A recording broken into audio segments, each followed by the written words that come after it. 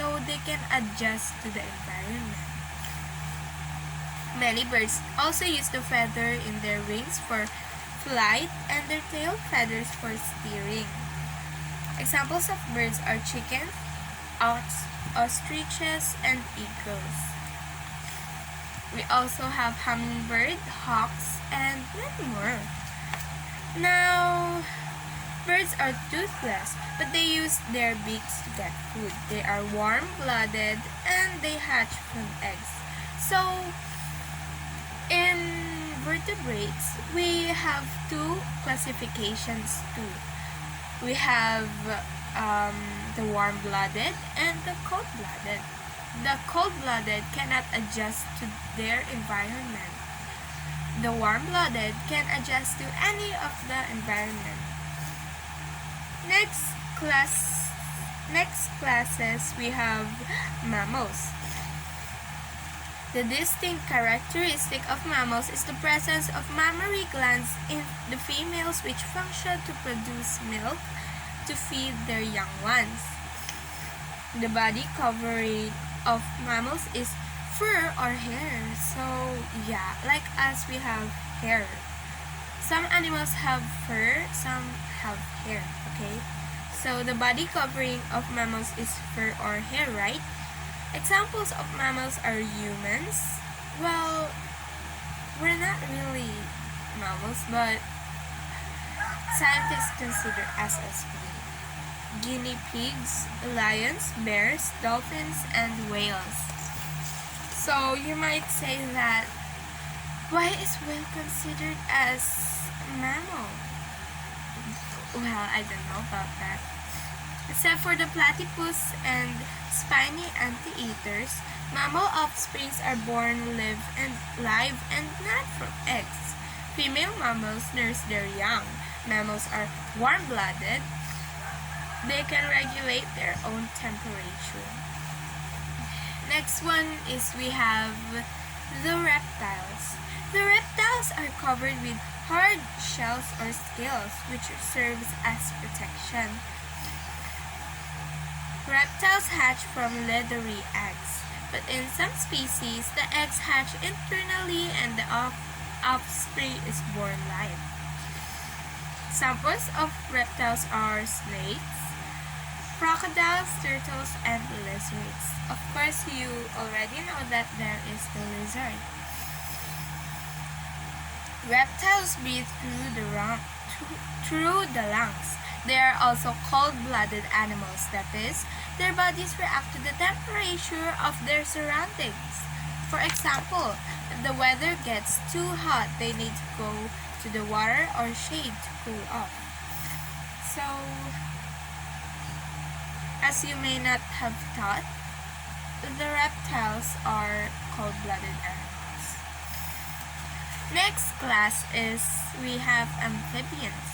The word amphibian comes from the Greek word amphibious, which means living in both land and water. Hence, amphibians spend their lives both in land and water. So yeah, they have two environments that they can live or survive. So about the amphibians, actually I learned it from a cartoon before. Like, that's why I know that frogs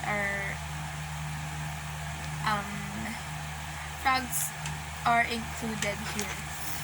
Amphibians hatch from jelly-coated eggs and spend their early lives in water with gills and tails. As amphibians mature, they develop lungs and legs for their life on land. Examples of amphibians are frogs, newts, and salamanders. It also includes the toad, okay? Amphibians are cold-blooded, hence they cannot control their body temperature. Next, we have the fishes. Fishes are cold-blooded animals and they have gills for breathing. The gills is like they have in here, right? Like, yung parang hiwa. Their body covering is wet scale. Some species, like sharks, however, have thick skin for body covering. There are two types of fish, the bony fish, and the cartilaginous fish. Bony fishes like tilapia and milkfish have skeletons made of bones. Cartilaginous fishes like shark and manta ray have skeletons made of cartilage. Okay, so yeah. Next lesson is we have invertebrates. Last time we talked about vertebrates, but now invertebrates. These are animals that doesn't have any backbone. One of them, there are many kinds of invertebrates actually. There are Phylum Porifera, or known as sponges in English. But the Phylum Porifera is their scientific name. Sponges are the simplest kinds of invertebrates, such that they have not developed in other characteristics similar to any animal. They have many hosts. They are found in seawater and only few live in freshwater. So, hindi po kasama si SpongeBob dito Si SpongeBob po, gawa na po talaga siya sa toong sponge. Most of the life of a sponge is spent on a reef. The first stage of life cycle of a sponge is the larval stage. At that time, sponges are able to swim in water. Once a sponge larva lands on a piece of rock, it grows a root and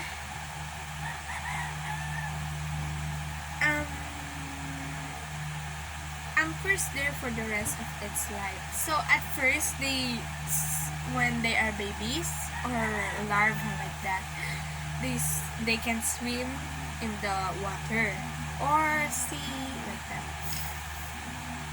But later on, when they land on a rock, they grow a root there, and then they will spend it there for the rest of their life.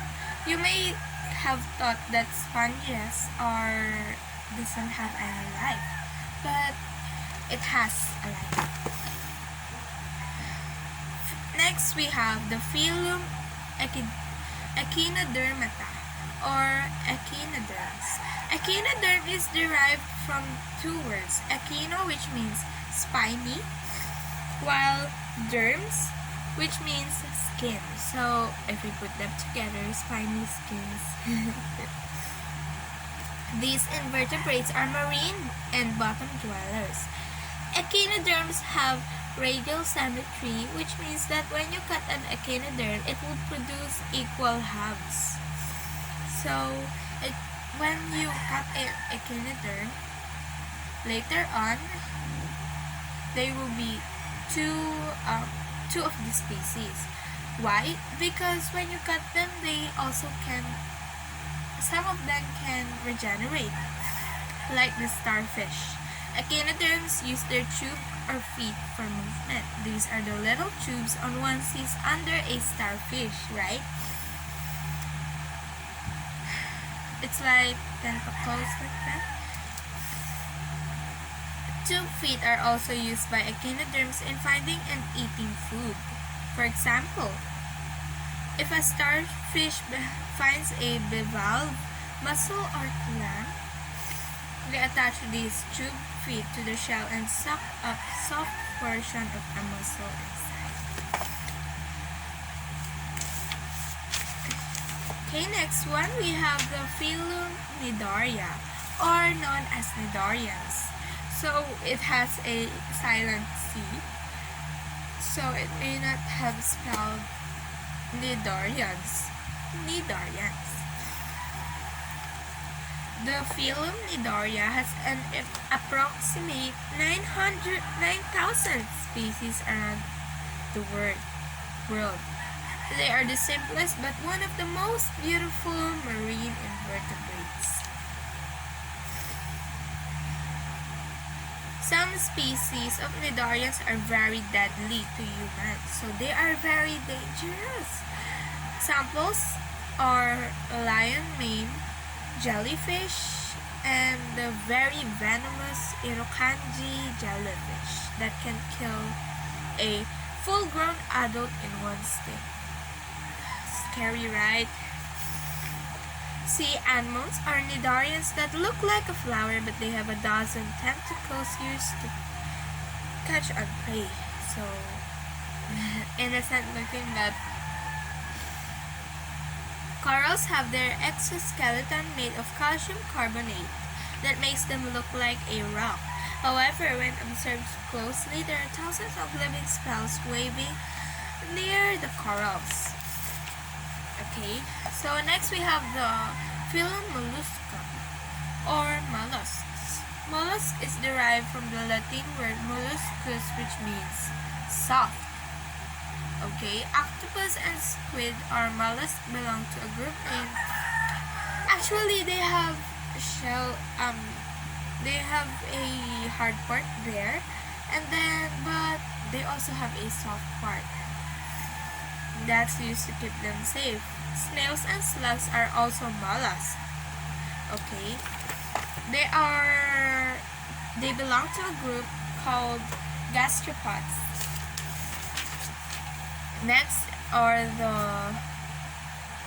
okay. So now we will go to some worms. Okay. Phylum Platyhelminthes or flatworms. Phylum Platyhelminthes. There are more than 20,000 species of flatworms in the world, and most of them are parasitic. Phylum Nemahelminthes or roundworms. They belong to a phylum Nemahelminthes called roundworms or nematodes. They have complete gut from mouth to anus. And then we have phylum Annelida or annelids. Are segmented worms that externally ringed and divided into segments. Example of these are earthworm. Okay, so earthworm is the most known. Next, we have the arthropods or phylum Arthropoda. Arthropods not only comprise the largest number of invertebrates in the world, they almost form about 75% of animal species, forming the largest group of animals in Earth. Wow!